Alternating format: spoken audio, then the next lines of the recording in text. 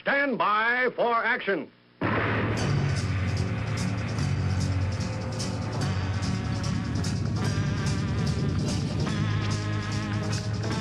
Thanks for joining me. My name's Dave Miller. I am the Unpleasant Blind Guy.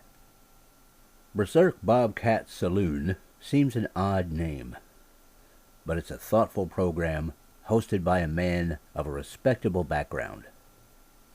Soon after President Trump's State of the Union address on January the 30th, 2018, I entered the saloon, and BZ Mark, the proprietor of that establishment, and I bent a few elbows and talked a few issues, including the just concluded speech by President Trump and the recent program that Jan Rennie and I did on the Britain First scam. So, folks, we've got Dave Milner, the Unpleasant Blind Guy, calling in, and he's from the right coast, the east coast of the United Snakes of America. And if I'm not mistaken, he may also have Jan Rennie with him, who is from Scotland. So, for the two of you, number one, thank you very much for calling in. Number two, we're going to be able to go on for about another 4 minutes. I'm going to have to take about a 3 or 4 minute break, and then we will be right back. So I have to say, first and foremost, thank you, and welcome to Dave Milner, the Unpleasant Blind Guy, who isn't. He's blind, but he's very pleasant. Dave? Hey, Mark. Sadly, I don't have Jan with me. I have not been able to get hold of her in any form of communication from either wired or cell phone or anything. So sadly, I won't be able to have her on with us. I do apologize for that, and I'm sure that that she does too. This was a big reason we wanted to get in, because it was she, honestly, Mark, that inspired the whole last two shows that I did. And by the way, probably the highest rated shows I've ever done. And that's a big reason we're here tonight. But once you come back from the break, I'd be more than happy to give my opinion on the State of the Union, which I sat there and watched, including the immigration thing, which, in my opinion, the DACA thing, the acceptance of that, was the only thing that I did not approve of. Everything else I thought was just fine. A well-written speech, well done. I admit that I missed probably, because it takes me about 20 minutes, 25 minutes or so to get here in the studio. There is actually an SHR studio. I do not broadcast from my mommy's basement like some other folks. So having said that, I actually have to drive to the studio. There's actually a studio to drive to. But, yes, I completely agree with you, Dave. When we come back, we got about another 2 minutes. When we come back, first things first, yes, I would very much like to hear your opinion of the State of the Union. I've read some things from various media here. But you sent me, the reason that you're here tonight, and I don't know, we could be lucky, Jan could call in. If she does, put her on. I'm ready for that. The reason you did that is because you had two very, very popular shows. And instead of going live for your primary show, The Unpleasant Blind Guy, what you do is a podcast. And your podcasts can last anywhere. They're topic-driven. And they can last anywhere from, say, half hour, 15 minutes, half hour, 45 minutes, an hour, roughly like that. Well, you broke this particular topic down into two separate podcasts. And in doing so, you created some of the biggest buzz that you ever had on your show. So what I'd like to do, and we got about another minute, what I'd like to do, we'll chat about the State of the Union. And then I'd like to transition over into your show, why you created it, why it became so popular, and we'll go into the topic of Britain First, because my guess would be that the folks that are listening here right now are not really familiar with what's going on in the UK, and I know for a fact that you are, because I want to mention this before we hit the break. You're also a member, and you speak every Thursday and Sunday, if I'm not mistaken, about the English Defense League, and you're on with a gentleman from the English Defense League called Jeff Mitchell. And so I know that you have your finger on the pulse of what's going on in the UK, in the Eurozone, and all across Europe. So, folks, it's the bottom of the hour. We've got Dave Milner on the telephone. We're going to hit a break and come right back. More buttery political goodness just for you and you and you, right here on the SHR Media Network, shrmedia.com. The Bloviating Zeppelin on the Bloviating Zeppelin's Berserk Bobcat Saloon radio show. Don't go away. Yeah! That is, in fact, Jersey Joe. He has the show on just before me. Jersey Joe has 2 hours of great Jersey Jonas. Jonas, not Jonas, but Joeness. Just thought I should make that particular stipulation. We are talking to Dave Milner, the unpleasant blind guy, and we have him on tonight because he has a few things to say. We'll get to that. But Dave offered some comments and some compare and contrast, as my university professors used to say, about Donald Trump's State of the Union address. And thanks, BZ, for knocking your microphone again, because that sounds so good on the air, I'm sure. Anyway, Dave Milner, the unpleasant blind guy who isn't, what did you think of Trump's State of the Union address? Well, general impressions first. Very typical behavior on the part of members of both parties, I thought. Very polite the guests seemed to be, and of course the Democrats ran the gamut from looking like they'd rather be anywhere else to looking like they were sucking a lemon. There was one particular one, and I don't know the point in the address where this occurred, but it just made me think of this. It was a fellow with dark hair, an older fella. And he was sitting there looking, I swear, with my vision, Mark, this is tough, but this is exactly how I would imagine this to be. Let's say he acts like someone that had a cup of coffee on a desk, and he got distracted and turned away, and someone else accidentally put out a cigarette in that cup of coffee, and he turned back and grabbed the cup of coffee and took a nice big slug of that. That's how he looked. That was the expression on his face. He looked almost like he wanted to retch. It was very typical. And, of course, you saw Nancy Pelosi talking and things of that nature. But, as I said, overall, the impression I got was the overall feeling was positive, except, of course, for the Democrats who loathed Trump so much that they couldn't express any kind of joy at all at anything. I mean, President Trump could have said that, oh, by the way, guys, I've cured cancer, and they would have just sat there stone-faced. Now, I did like, Mark, some of the points I did like. You've already heard what I think of the immigration thing. You read it out. If the ending chain migration and the end to the lottery, oh God, please, were actually permanent things, I'd be jumping for joy right now, but they're not. They're things that can be rescinded at any time, so that really isn't much of an exchange, in my opinion, for over 1 million legitimized Democrat voters. Yes, I know, he said, well, they're going to have to do this, and they're going to have to do that, and it'll take 12 years, and they'll get a pathway to citizenship, and blah, blah, blah, blah, blah. Probably a lot of them are voting illegally right now anyway, and they're not going to do any of that other stuff. They're not going to do any of that other stuff, man. Forget it. Well, they never did under Reagan, and they sure as shit won't do it under Trump. That's just, it's not in the cards. Well, get out of my head, Mark, because that's where I was going to go next. I mean, I think this is every bit as bad a deal, if not worse, than the one Reagan made in '86, I believe it was. It's not something I want to see. Everything else, though, I think was good and positive. I did like the fact that he wants Congress to give his cabinet heads power to throw out their underlings who are not doing the job properly. I did think that was a good thing and a badly needed thing if he really wants to drain the swamp. I thought it was very significant, and I think that's something that some people are going to pass over. I like the fact that he wants to make experimental drugs and treatments accessible to people who have terminal illness. To my mind, and he wants to make the drugs cheaper and less expensive, just like they are in Europe and many other places. Kudos to him for that. Agreed. Yeah, I mean, to my mind, Mark, why not? They have a terminal illness. Everyone's been touched by cancer, and that's only one terminal illness. And people look for experimental treatments. And in my opinion, why not? It's something that is definitely needed. Now, I don't know where he's going to get the $1.5 trillion for infrastructure. He said that he was going to partner with states and localities, but I don't really know how that's going to work. That could wind up turning around and biting us in the arse because of state and local taxes to make that particular thing happen. And I'm not a big paid family leave guy. I view that as kind of an entitlement, quite honestly. We got along very fine without it before the Clinton administration, and I just don't see it really as something that we need, especially when we're trying to build our economy up.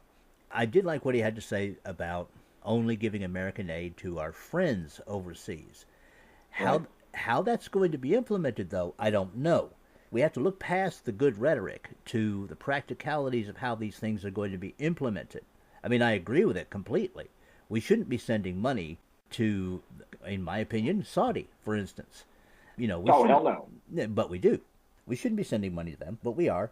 And it's really going to be a difficult thing. He mentioned prison reform. To that, I want to know more. I mean, our prisons definitely need reform because we have almost as bad a problem as they do in UK with Muslims running our prisons. Basically, the inmates running the prison, literally, with that kind of thing. Ending the defense portion of sequester. That's going to be very interesting, Mark. If he can pull that off, that will be an accomplishment. And he did say in the defense portion of sequester, which, as anyone knows who followed the whole sequester thing during the Obama administration, is very important. I like the fact that he wants to keep Guantanamo open. That, to me, is a no-brainer. Keep these people out. He did emphasize that he considers these terrorists to be enemy combatants and not just criminals. And we've seen the idiocy that has gone on since that philosophy has been followed again in the Obama years. And those are just the little notes that I made while he was talking, while I was watching Democrats in various poses of distaste or boredom or whatever. And I have to say also, Trump is a good showman. He knows how to put on a good show. And my God, this will be my 50th year doing this. You have more experience than I do. And I've seen a lot of State of the Union addresses, and guests are a big thing, and saying hi to the guests is a big deal. These guests were very good. And I think Trump the showman came out, but he was very dignified. Here's a terrible thing, and I mentioned it, and NPR mentioned it, and so did CNBC. Unfortunately, I wasn't, like I said, I was driving when this probably occurred, but apparently at some point during the speech, Trump's red fork tail came out and emerged from his suit coat. And also, people said that sulfur bled from his nose as he was speaking, and people mentioned that he didn't smile at all. There was no smiling whatsoever from Donald Trump. None at all. Well, I didn't see it, but then again, me saying I didn't see something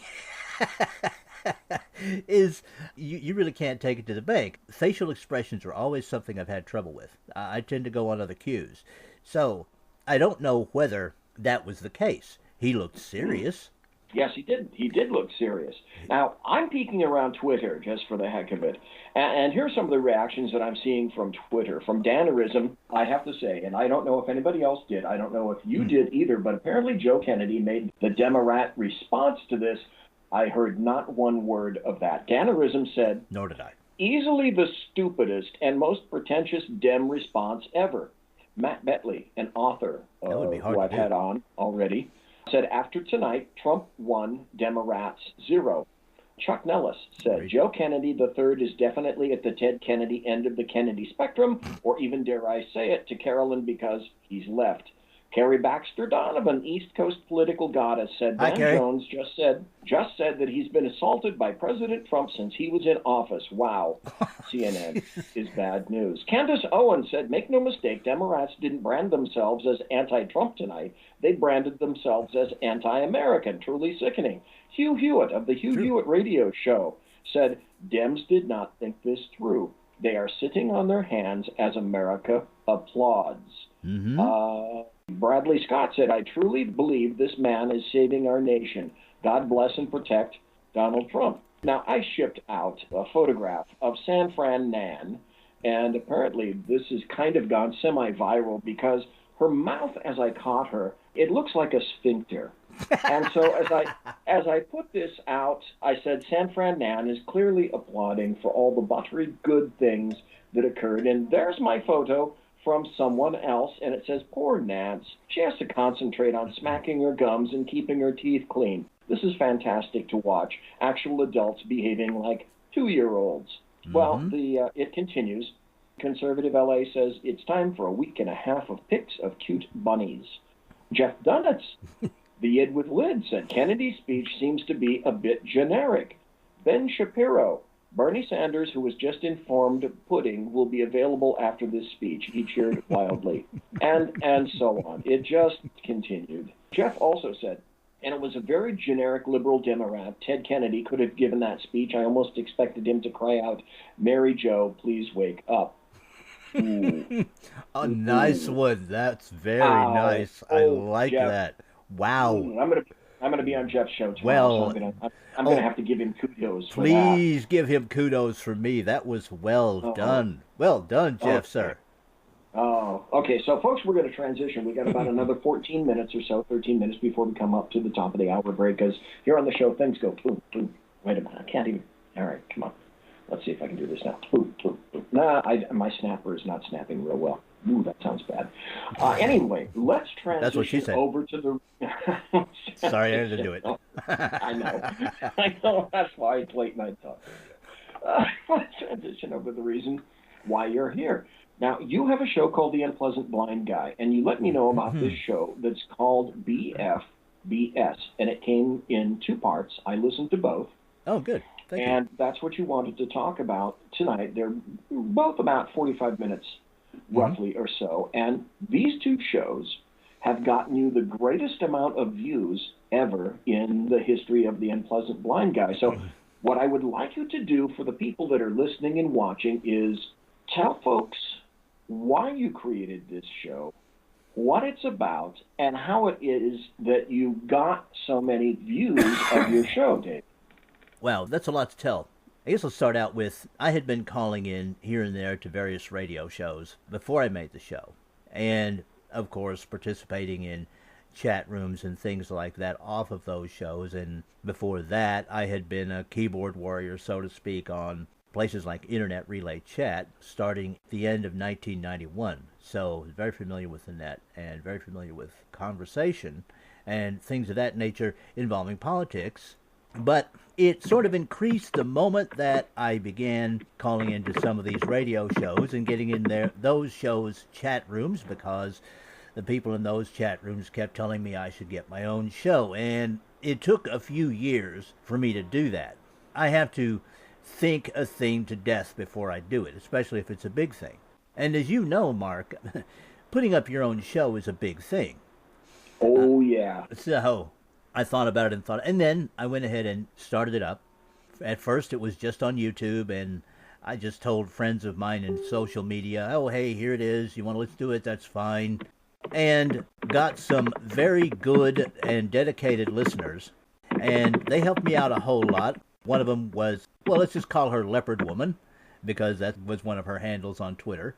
She helped keep me afloat, especially after one week when I had all of 17 listeners. And then people like the wonderful Mary Brockman, who is in your chat tonight. She is. Heard my show and recommended me, I believe it went to Dan Butcher, and he asked me for a couple of samples, and I gave them to him. And the rest, as far as High Plains Pundit Media goes, is history. I took off there, and then, of course, SHR Media came along. And I have to tell you, Mark, it's incredible to have an hour time slot. I think this is actually sent from God, and to have an hour time slot to do with as you please. If I am moved to put on a 5-minute show, that just rattles around in that 1 hour like a single peanut in a Planters can. And if I want to fill up that hour with an entire show, I do it. And I try to give people value. The reason that this last 2-part show of mine is split up into 2 45-minute segments then is obvious. I don't do interviews. I do conversations. And this particular one took, originally it took about 1 hour and 42 minutes for us to get all the way through it. Jan Rennie, who I work with on the English Defense League radio program, which Jeff Mitchell hosts, hey, what up, Jeff, came to me, and we had been discussing this issue of Britain First for some time. Now, it had been only rumors, and it had been things that people had observed. There is a rather famous video out there of an old British soldier who went up to one of their tables where they were supposedly selling badges and other things, the money for which was supposed to be going to British veterans, but which was actually going into their pockets. And this guy served his country again by exposing them. And the minute he actually started doing that, they packed up their table and left. So this has been going on. Mark, for a few years to Americans. This is very similar to these guys that'll dress up in uniform, any particular service's uniform, and go out and collect money. Oh, right, yeah. It's a big fat scam. And it had been going on for a long time. And Jan, being the excellent news hound that she is, waited. She waited a few years, and she and I discussed this stuff in the background, and we talked about what sleazeballs these people are, because Britain First, unlike the EDL, has people gravitating to it who have backgrounds that are very unsavory. We're talking about race bigotry, we're talking about Nazism, we're talking about anti-Semitism. Britain First will basically take anybody that's willing to pay them money. And currently, the membership fee for Britain First is £59 a year. And just not having the exchange rate in front of me, that's close-ish to about $75 a year. Yeah, I would have guessed about 75 or so. Right. Now, the EDL, if you want to be a member, just come along. And if you're a Nazi, or if you're an anti-Semite, or if you hate black people or something, don't bother. Okay, but if you want to free your country from Islamization, then you're more than welcome. And no, you don't have to pay to be a member. But Britain First is very money-oriented. They like for their people to pay for a membership, and you get a nice certificate, you get a picture of their two current leaders, Paul Golding and Jada Franson. And it's a very nice picture of Jada Franson. People, especially American donors, and we'll get into that in a moment, Mark. There's a reason why this is relevant to Americans. Should appreciate that picture of Jada Franson, because the donations helped pay for her teeth and her new boobs and things of that nature. Hey, people have aspirations, okay? People want to advance themselves in life, so come on, have a little... God, loosen up just a little bit, Dave. By the way, in chat, for those of you who are in the chat room and want to go into... If you're listening on Spreaker right now and you want to go into the chat and see some of the links that I put up here, I did put up the link for BritainFirst.org. So you can go, you can look at the website and see what's happening. Dave, let me go back and ask you a question, though. Britain First purports to be what? What is their purpose? What do they think they're here for? Well, to my mind, as far as I can tell, they're an alternative to the English Defence League. They claim to be there to fight the Islamization of the United Kingdom. That's what they claim to be there for. It was an offshoot group. A lot of them were people who used to belong to the EDL, and for personal reasons and the kinds of other things that happen in every organization you can think of. All right, they gravitated away from the EDL and went into this new organization, Britain First, because so it got personal. Right. It became personal. Personalities got involved. It became personal, and yes, I've just put in the link to the English Defence League website, so you guys can see that. Yes. Thank you. It was for a lot of personal reasons, and of course, Tommy Robinson, the rather famous ex-leader of the EDL, had been harassed and is still being harassed. To this day, he's still being harassed, just terribly. So people gravitated over to what they thought was the new and exciting thing. And they got donations, and they did things like, if you go on YouTube and look at their videos, they've got what they call the Truth Truck, which is this armored van that they go out and do very dramatic things with and everything. Truth Truck. Right. Oh, yeah, Truth Truck, man. Yeah. And they used to do what they call Christian patrols. And of course, this was all BS. They would go and confront the Sharia patrols and things of that nature. All right. Okay, stop. Can you stop right there just for a second? Folks who don't know what a Sharia patrol is, and I'll wager that a lot of folks, maybe not so many people in chat right now, but I bet some people that are listening either in podcast or perhaps a little bit later, they don't know what a Sharia patrol is in the UK. Can you enlighten folks as to what that means? Oh, a Sharia patrol, and I'm really glad you asked that question, Mark. A Sharia patrol, and they're not just in the UK. The underground professor calls these people, in Saudi for instance, moral minders. What they are there for is to make sure that everyone on the street complies with Sharia. You can call it Sharia law, but honestly, as you, Mark, know, Sharia is a larger system. It's an Islamic plan for living. And They want to make sure that people aren't carrying around alcohol, which in the UK people do tend to imbibe. They want to make sure that women are not immodestly dressed. They want to make sure that people are compliant to Sharia. So in the neighborhoods, they dominate in the UK. Places like Birmingham, Rochdale, parts of London like the Tower Hamlets public housing area, things of that nature. They actually have gangs that are out basically doing what they call Sharia patrols. This is basically so that they can run the behavior in their neighborhoods the way they see fit.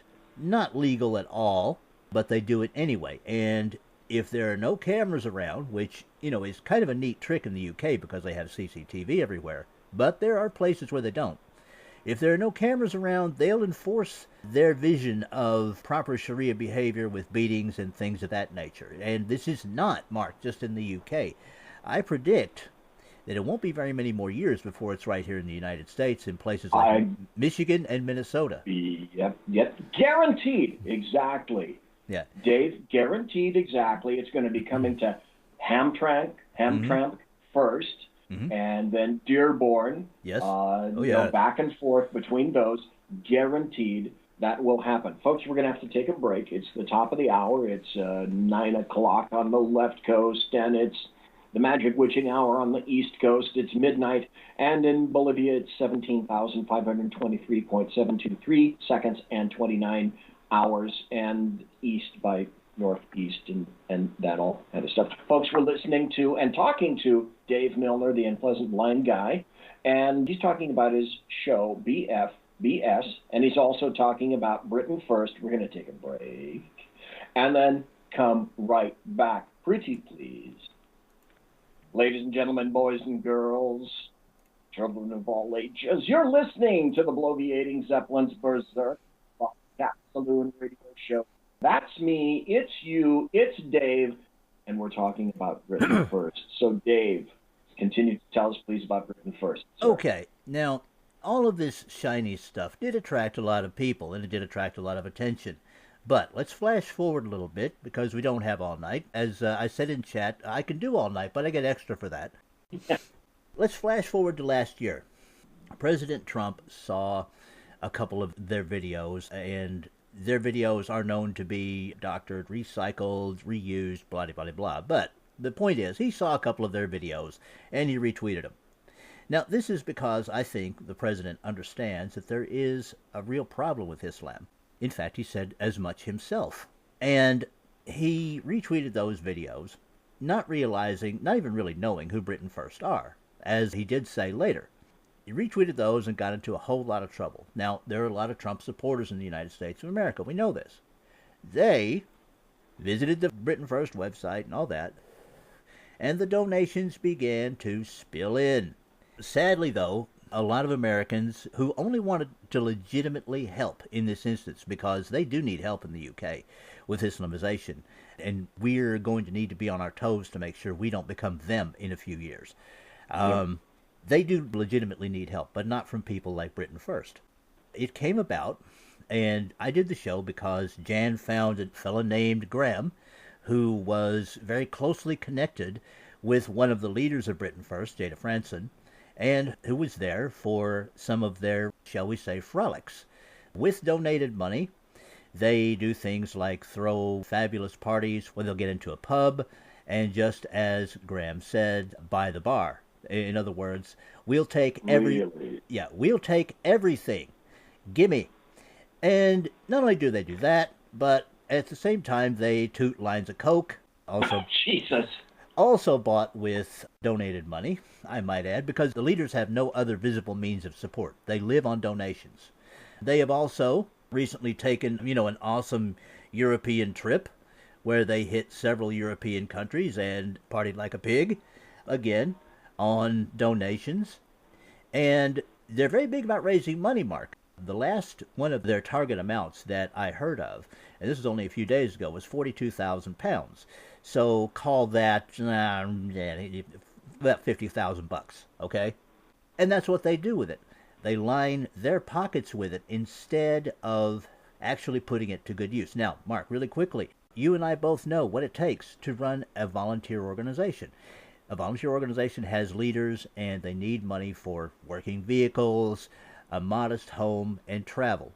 Nobody has a problem with that. The problem that Jan had, and that I have, is that these people are using this money to live large and not to do the things that they need to do to inform people about Islam.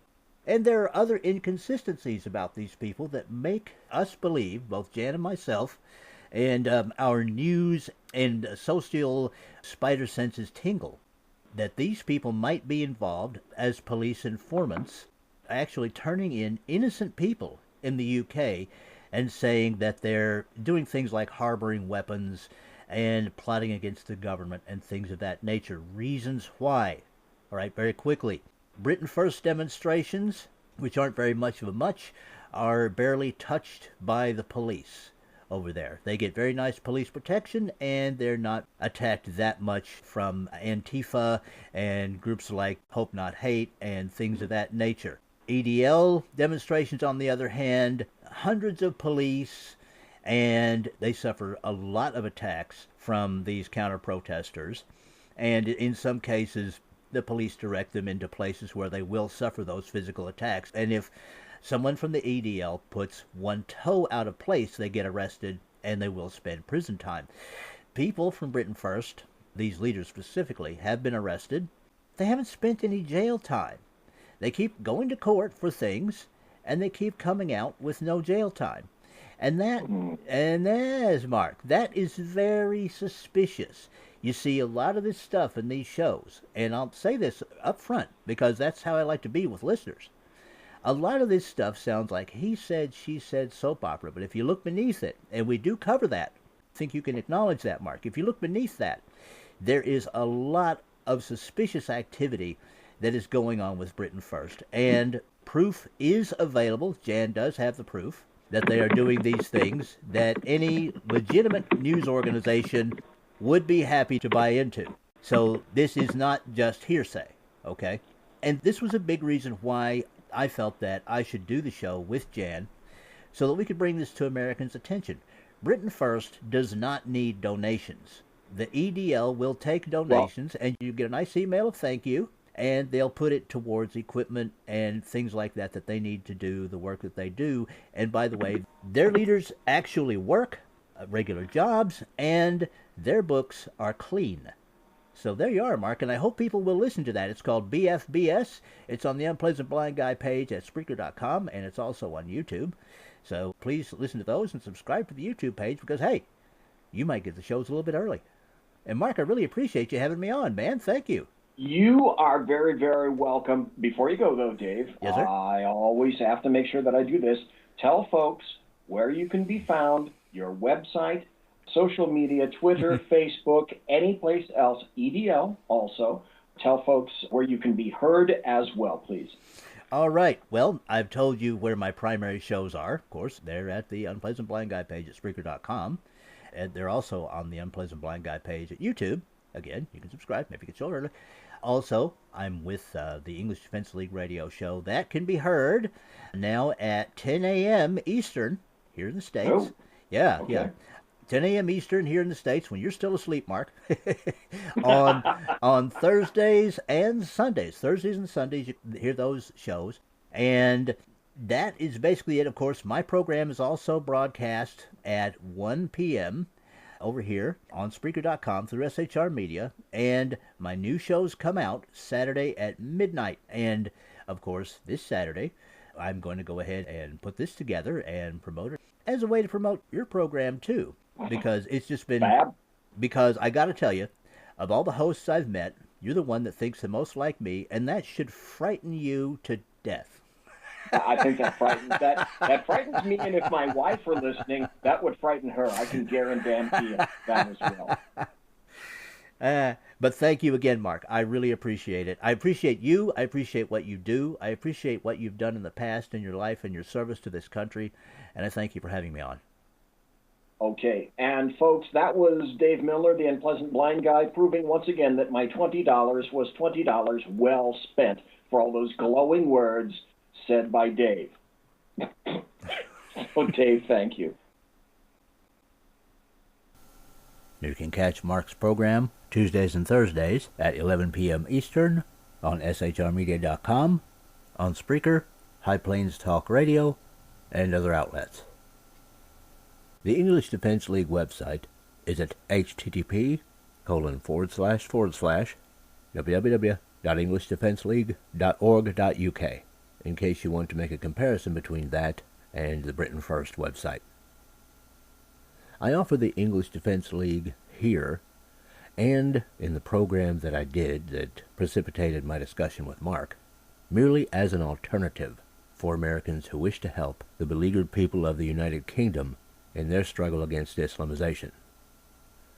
The video that I referred to earlier, and which is on YouTube, is called Britain First Leader Paul Golding in Help for Hero Scam. And things like this can be found at UBG Contact on Twitter. That's one of the places you can get hold of me for comments, questions, show suggestions, also American suggestions.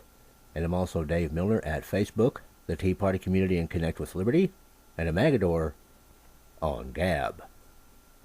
And that's it for this time, people. I appreciate each and every one of you. Thank you for listening, and may your God go with you. Goodbye. We'll meet again. Don't know where, don't know where, but I know we'll meet again some sunny day. Ladies and gentlemen, boys and girls, children of all ages, thanks for listening to the Bloviating Zeppelin's Berserk Bobcat Saloon radio show live and direct right here on the SHR Media Network. Go to shrmedia.com. If you want to contact me, you can go to my blog, bloviatingzeppelin.net.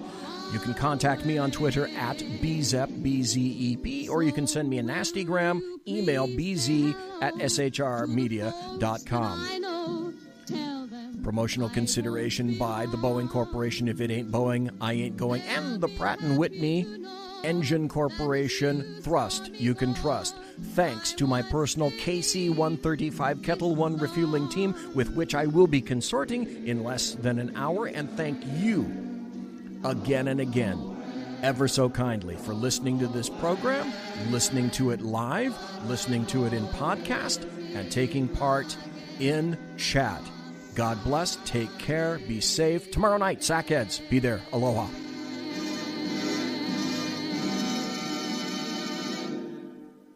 Everybody quiet down now and get some sleep. Good night, everybody. Good night, Mama.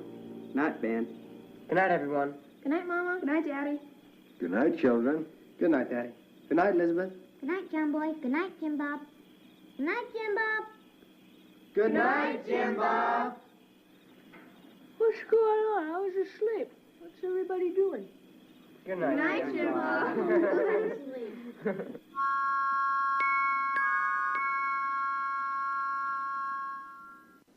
Good night, and good luck.